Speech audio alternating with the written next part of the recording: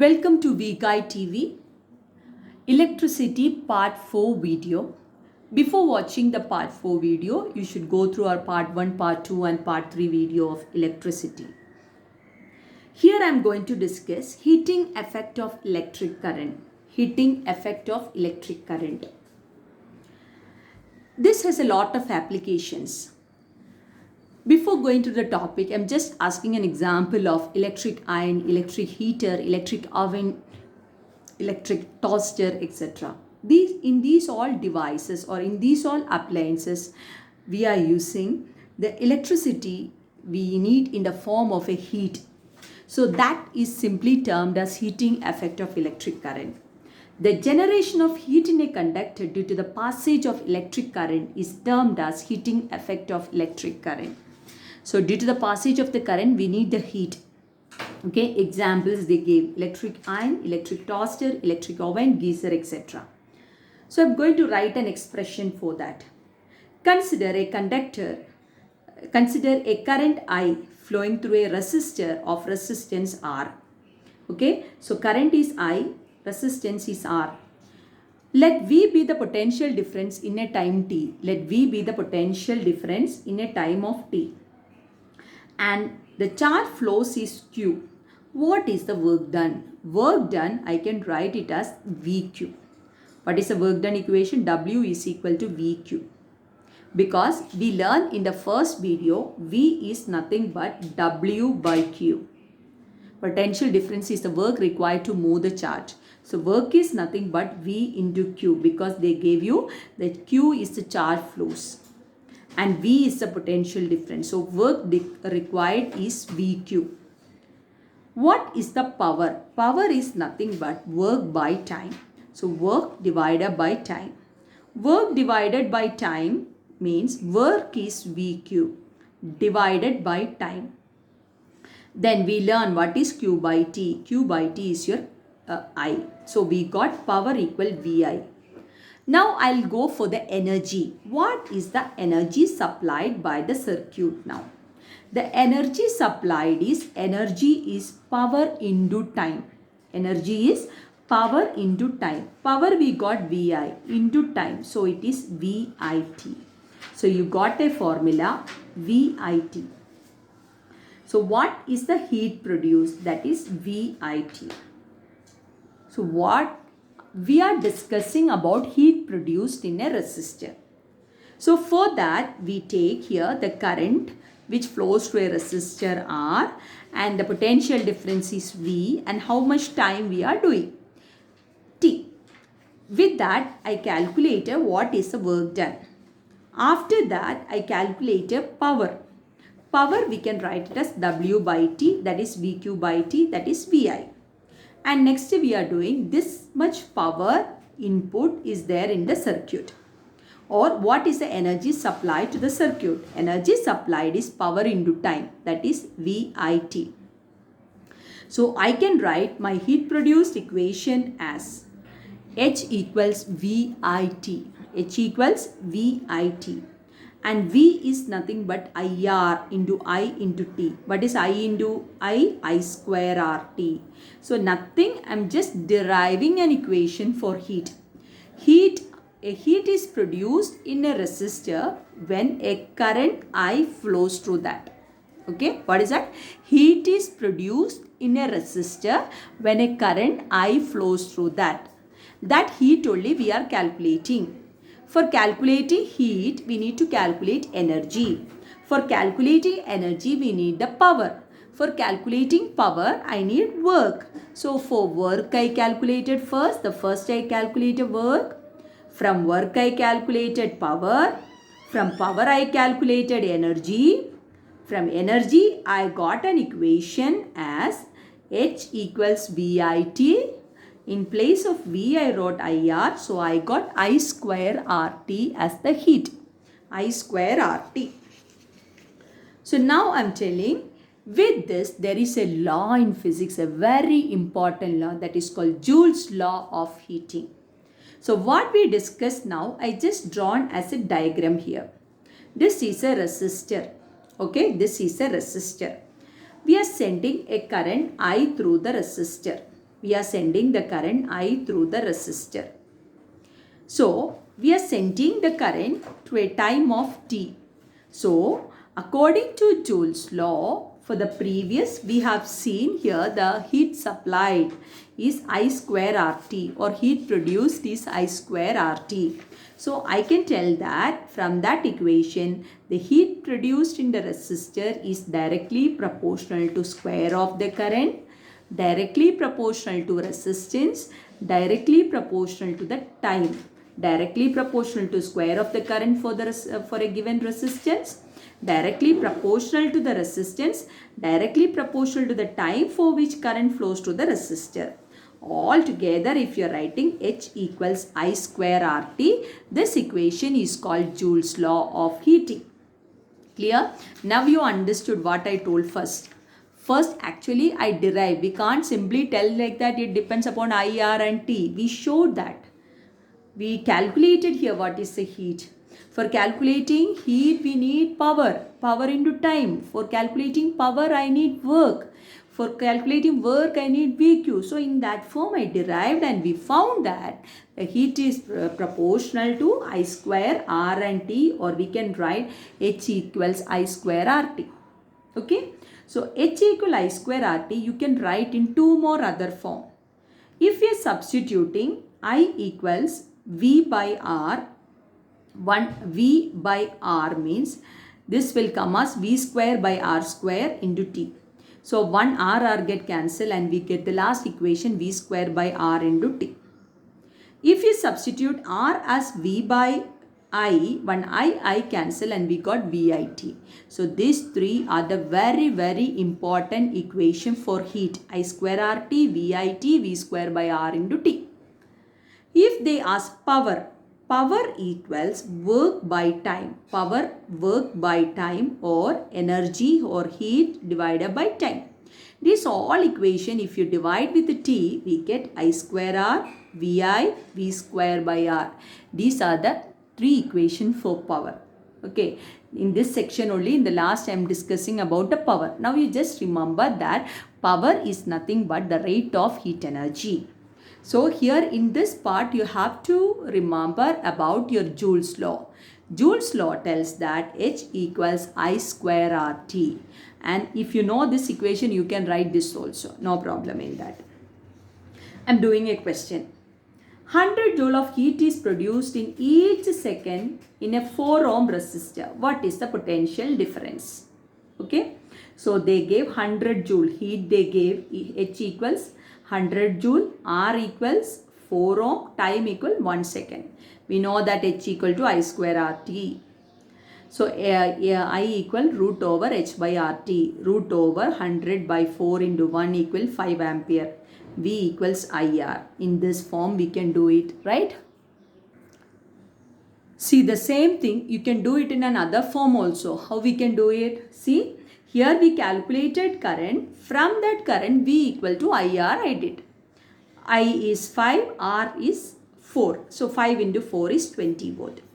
But we can do that in a shortcut form also. How?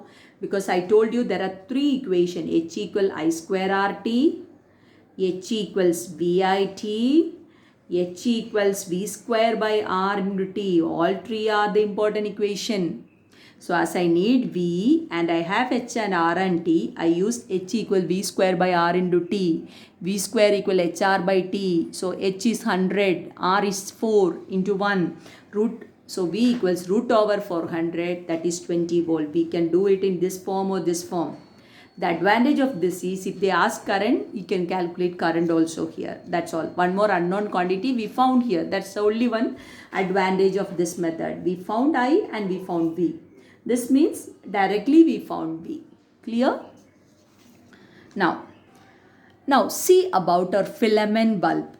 In our filament bulb, we know that we are getting light. Heating effect we are learning. Because of the heating effect, it emits light. We know inside a filament bulb we have a filament. But this filament never burns if we pass current through the wire. Even a lot of amount of heat is produced, but still the filament never breaks. So we can tell that inside the bulb, the filament must retain as much heat generated, so it gets very hot and after that it emits light. The filament does not melt at such high temperature because a strong metal with high melting point such as tungsten of 3380 degrees Celsius is the melting point of our tungsten. So it never melts with a R current. So in our filament lamp, we use filament as tungsten. Why we use tungsten? Because of its high melting point 3380 degrees Celsius. Okay, so that is an important question they can ask. Okay, I was talking about like a heating effect, like electric and electric toaster, all I told. But at the same time, in our electric bulb also, we are using heating effect only. Because of that heat, the light is getting produced. We are using which filament? They will ask tungsten. What's the melting point of tungsten? 3380 degrees Celsius, right? Then, you know that most of the bulbs may fill with some chemically inactive nitrogen and argon gases. Why we are using? The question may be like this. Why we fill the gas inside the bulbs? So we fill inactive nitrogen and argon gases to prolong the life of the filament. So if you fill those gases, it will extend the life of the filament. To prolong the life of the element, we may use inactive gases like nitrogen or argon. They can ask any question, which gases you can fill inside the bulb, or why we use gases. And another main question from this part what I have seen is, they will ask why we use alloys. The resistivity of alloys is greater than its constituent metals. We know alloys are the combination of two or more metals, right? So this alloys we are using in electric heater, electric iron and all. Why we use that? Because of two reasons. One is the resistivity of alloys is greater than the constituent metals. Another one is alloys do not burn or oxidize readily at high temperature. They never burn, they never oxidize. Who? Alloys. So that is the reason we are using that in electric iron and toasters. Clear? The resistivity of alloys is greater than its constituent elements. At the same time, they never oxidize. Okay, so actually I told a lot of things in these pages. One is about our tungsten filament of high melting point. Another one I told about inactive gas like argon and nitrogen we use to prolong the life of the filament. Another one what we use is in electric iron and electric toaster we use alloys because of its high resistivity. And another one is they never oxidize or burn at high temperature. Next, fuse. I discussed the word fuse in series connection. We connect fuse in series I told. Now I am telling the application of the fuse. In our house, we use fuse. It is an application of Joule heating effect. It protects the circuits and appliances by stopping the flow of unduly high electric current. In our household circuit, sometimes a very heavy current will flow. So if the heavy current flows through our circuits, our electronic appliances may damage. So to protect our devices, we use fuse. Okay. So fuse will protect our devices whenever there is an increase in the current, and it connects series with the circuit. What is a fuse? It is a piece of wire made of metal or an alloy of appropriate melting point. For example, aluminum, copper, iron, lead, these type of metals we use. So it is nothing but a piece of metal, or we can use an alloy of of appropriate melting point, some melting point with melting point. It means if high current flows, this metal should melt. That is our logic behind that. If a current of larger value than a specified value flows through the circuit, the temperature of the fuse wire increases and this melts the fuse wire. As it is melting the fuse wire will break. So there is no connection with that appliances. So our appliances will be safe and the fuse will get damaged and fuse will melt away. See once again, it consists of a piece of wire of a metal or an alloy of appropriate melting point, example aluminum, copper, iron, lead, etc. If a current of larger value than a specified value flows through the circuit, the temperature of the fuse wire increases. This melts the fuse wire and breaks the circuit. And see the fuse wire, if you see, it is enclosed in a porcelain cartridge. It is encased in a cartridge of porcelain or similar material with metal ends, because when we are keeping it, or when we are fixing it, there should be like an insulating contact. That's what a porcelain cartridge we are using. And see, mostly we use the fuse, a wire for domestic purposes are 1 ampere, 2 ampere, 3 ampere, 5 ampere, 10 ampere, etc. according to the need. I'll give a small question for that. An electric iron uses 1 kilowatt electric power operated at 220 volt. What fuse can be used? Okay, so power, I gave an equation, power equals V into I. Power equal V into I, because I already showed you here one equation. I am discussing power it in the next section, but already I told you an equation for power. It means heat equation, you divide all the time, so we will get the power equation. So I got power equal VI. So I equals P by V. P we know, what is the power? 1 kilowatt, that is 1000 watt, divided by 220, that is 4.54 ampere. So it means that I need 4.5 ampere of current through our electric circuit.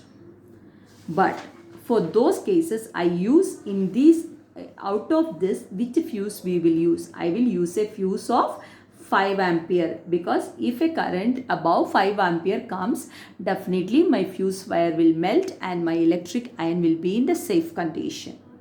Clear? Clear how to find out the fuse value? We need to find what is the current in the circuit. Just take little above value. Little above value. 4.54, so I choose 5 ampere. Clear?